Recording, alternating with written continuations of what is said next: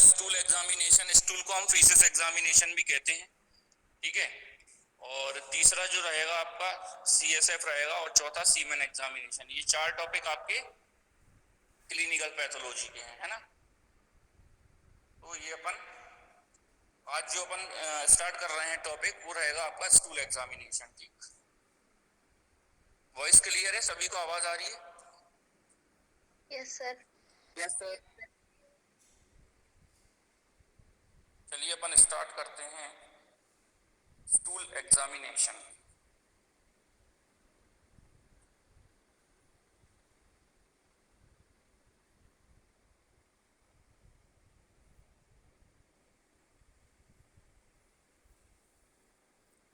सबसे पहले तो मैं आपको इसकी पीडीएफ सेंड कर देता हूं, ठीक है। मैंने सेंड कर दी बेटा। Yes sir. हाँ सर।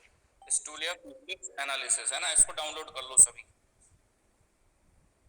है मल, यस सर, या फीसेस, है ना। कोई बैठने वाला स्टूल मत समझ लेना, है ना।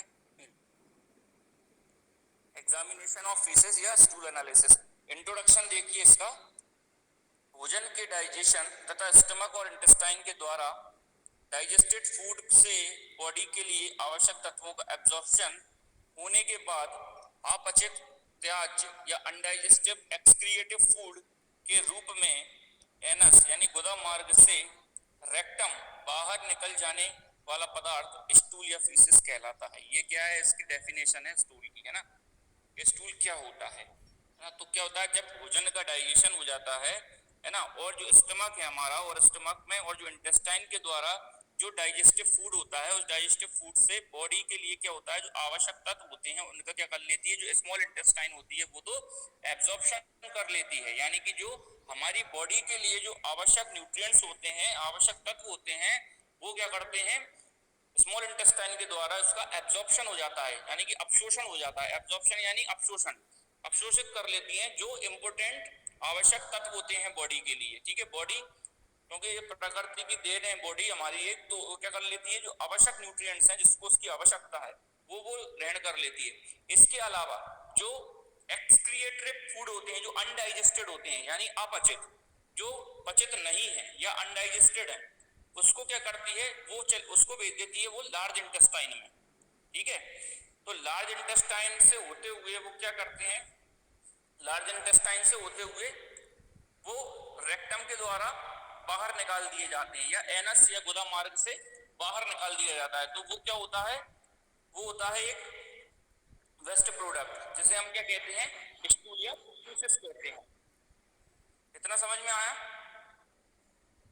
इसके बाद stool examination mainly gastrointestinal disease, gastrointestinal disease के लिए लगाया जाता है। ये ध्यान रखना, ये क्वेश्चन कई बार कॉम्पिटिटिव एग्जाम्स में भी आता है कि स्टूल एग्जामिनेशन मेनली किसके लिए लगाते हैं, तो गैस्ट्रोइंटेस्टाइनल डिसीज, जो गैस्ट्रिक प्रॉब्लम होती है ना, कहते हैं ना गैस्ट्रिक प्रॉब्लम हो रही है, गैस जैसी प्रॉब्लम हो रही है स्टमक में, हाँ, तो गैस्ट्रिक प्रॉब्लम के लिए या गैस्ट्रिक इंटेस्टाइनल डिसीज का निदान करने के लिए लगाया जाता है। तो इसमें क्या लिखा है, stool examination mainly gastric intestinal disease, जैसे फॉर एग्जांपल डायरिया, पेचिस, stool absorption syndrome, worm, ulcer, intestine cancer etcetera disease को डायग्नोसिस के लिए स्टूल का एग्जामिनेशन किया जाता है।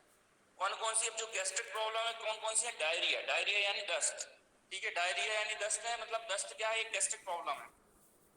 दूसरा पेचिस, पेचिस में भी क्या होता है, इंसान दस्त जाता है, पेचिस जो छोटे बच्चे होते हैं उनको ज्यादा इसकी शिकायत होती है पेचिस में, ठीक है।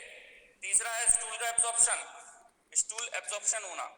चौथा सिंड्रोम, पांचवा वॉर्म, वॉर्म आपने पढ़े होंगे इसमें स्टूल एग्जामिनेशन में, ये पैरासाइटोलॉजी में आते हैं वॉर्म, तो इसमें वॉर्म भी प्रेजेंट होते हैं, जैसे थ्रेड वॉर्म है, पिन वॉर्म है, हुक वॉर्म है ना, टेप वॉर्म है, ये क्या होते हैं, वॉर्म होते हैं।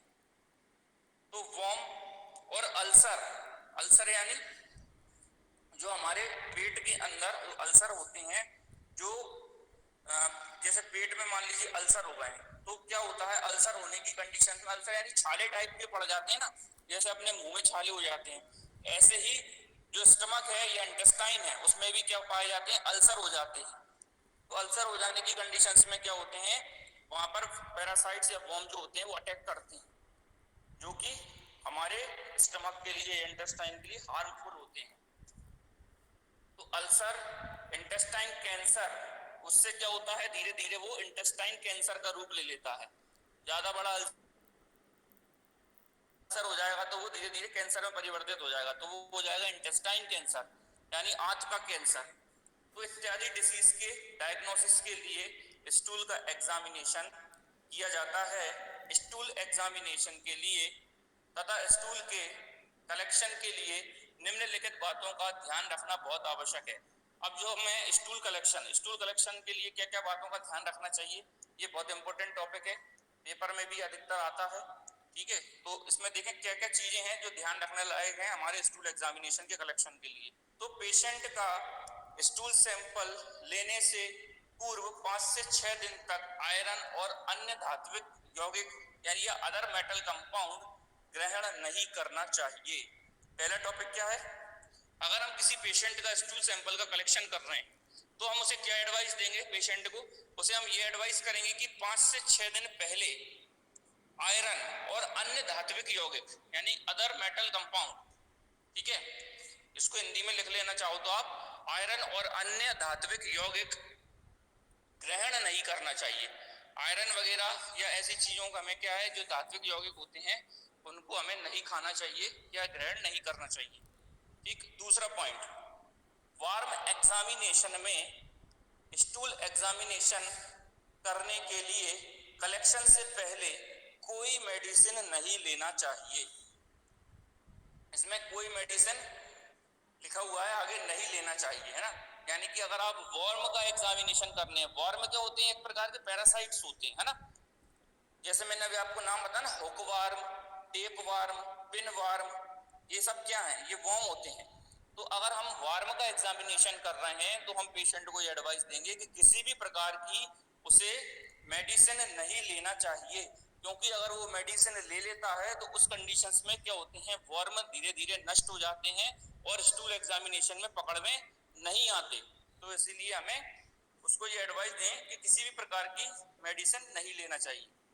तीसरा पॉइंट है, स्टूल सैंपल लेने से यह सुनिश्चित कर लेना चाहिए कि स्टूल में यूरिन ना हो। ठीक है, इस चीज का हमें विशेष तौर से ध्यान रखना चाहिए कि अगर हम पेशेंट से बोल रहे हैं, उसका स्टूल सैंपल लाने को कह रहे हैं, तो उसे हम ये एडवाइस करें कि स्टूल यूरिन से फ्री होना चाहिए, स्टूल में यूरिन मिक्स नहीं होना चाहिए। अदरवाइज क्या होगा, परिणाम स्टूल का जो एग्जामिनेशन है वो सही से नहीं हो पाएगा और रॉन्ग रिजल्ट आएगा हमारा। तो केवल स्टूल का ही कलेक्शन करें, उसके साथ में यूरिन मिक्स ना हो। ठीक है, इस चीज का भी हमें ध्यान रखना चाहिए। चौथा पॉइंट है, स्टूल का कलेक्शन हमेशा clean and dry sterilised container में ही करना चाहिए। स्टूल का कलेक्शन किस में करना चाहिए, हमेशा clean and dry sterilised container. ठीक है, हमेशा ध्यान रखना, जब भी आप किसी पेशेंट का स्टूल कलेक्शन कर रहे हैं तो उसको क्लीन एंड ड्राई और स्टेरिलाइज्ड कंटेनर ही उसको देना चाहिए। अगला पॉइंट, यदि स्टूल में ओकल्ट ब्लड का टेस्ट करना है तो यह जरूरी है कि पेशेंट 3 दिन पहले से ग्रीन वेजिटेबल का सेवन ना करे या ग्रीन वेजिटेबल यूज ना करे। ठीक है, ये पांचवा पॉइंट है। उसे हम, अगर हमें ओकल्ट ब्लड के टेस्ट की जांच करना है, हीम टेस्ट, ओकल्ट ब्लड जो टेस्ट होता है, जो भी आप पढ़ेंगे आगे केमिकल एग्जामिनेशन में आएगा आपका ये। ठीक है, तो हमें इस चीज का विशेष तौर से ध्यान रखें कि अगर हम ओकल्ट ब्लड का पता कर रहे हैं, जिसको हम हिंदी में बोलते हैं गुप्त रक्त, क्या बोला जाता है इसको, गुप्त रक्त बोला जाता है ना। तो अगर हम इसका एग्जामिनेशन कर रहे हैं तो पेशेंट को 3 दिन पहले से ग्रीन वेजिटेबल नहीं खाना चाहिए। लास्ट पॉइंट है छठवां, पेशेंट को ये एडवाइस करें कि स्टूल को कंटेनर में ओवरफिल्ड ना करें, यानी कि पूरा भरकर नहीं लेके आना चाहिए, क्योंकि स्टूल में गैस प्रेजेंट होती है जिससे कंटेनर का कैप खुलते समय वह हमारी बॉडी पर गिर सकता है, और कंटेनर का कैप को भी एयर टाइट ना करें। ठीक है, तो ये जनरली कुछ पॉइंट थे, इनका आपको खास तौर से ध्यान रखना चाहिए स्टूल एग्जामिनेशन के लिए या स्टूल कलेक्शन के लिए। हमें पेशेंट को ये एडवाइस देना बहुत जरूरी है। इतना समझ में आ गया आप लोगों को? इसमें कोई Yes, प्रॉब्लम? sir. इसमें किसी को दिक्कत बेटा?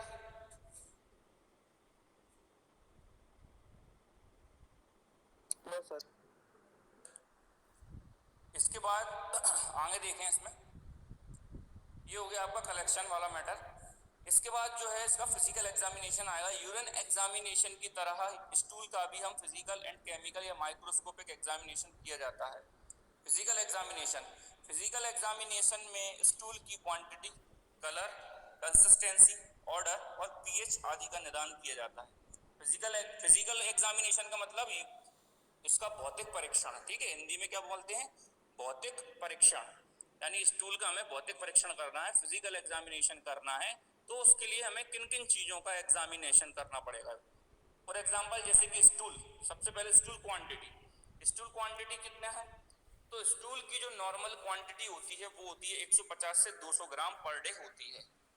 ये चीज का हमें ध्यान रखना है। तो स्टूल की क्वांटिटी कितनी है, नॉर्मली 150 से 200 ग्राम पर डे यानी प्रतिदिन होती है। दूसरा पॉइंट है इसमें कलर का। नॉर्मली स्टूल का जो कलर है वो लाइट और डार्क ब्राउन होता है। कैसा होता है कलर, जो स्टूल का जो कलर है नॉर्मली वो कैसा होना चाहिए, नॉर्मली लाइट या डार्क ब्राउन होना चाहिए। तीसरा है कंसिस्टेंसी यानी गाढ़ापन होता है। नॉर्मली स्टूल की कंसिस्टेंसी कैसी होती है, सॉफ्ट होती है। ऑर्डर यानी गंध, स्मेल, नॉर्मली स्टूल की या स्टूल में अमोनिया और एसिड जैसी स्मेल आती है। कैसी आती है, अमोनिया जैसी या एसिड जैसी स्मेल आती है normally. PH, power of hydrogen क्या है, स्टूल का पीएच 6.9 से 7.2 होता है। तो ये कुछ पॉइंट है आपके, 3 और 2 5 पॉइंट हैं जिसमें हम स्टूल का फिजिकल एग्जामिनेशन करते हैं, ठीक है। तो ये क्या है, फिजिकल एग्जामिनेशन। इसके बाद बात आती है केमिकल एग्जामिनेशन की। कितना आ गया समझ में पीएच का, इसका समझिए। फिजिकल एग्जामिनेशन क्लियर हुआ आप लोगों को? Yes, sir.